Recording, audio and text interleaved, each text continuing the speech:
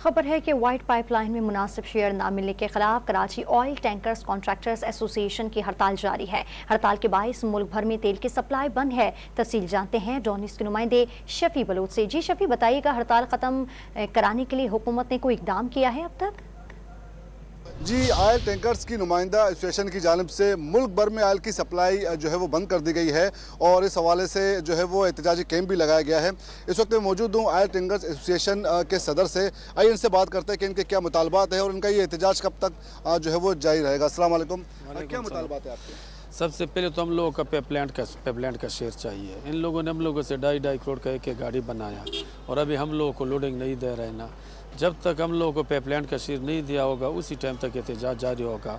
और करायाजात में अगर इजाफा नहीं करेंगे, कम अज़ कम या 10 साल में इतना महंगाई नहीं हुआ जितना 1 साल के अंदर अंदर हुआ।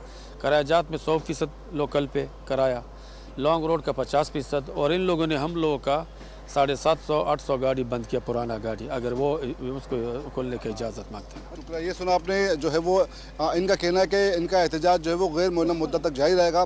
जब तक इनके मुतालबात पूरे नहीं होते उस वक्त जो है मुल्क भर में तेल की तरसील का काम जो है वो बंद रहेगा। जी।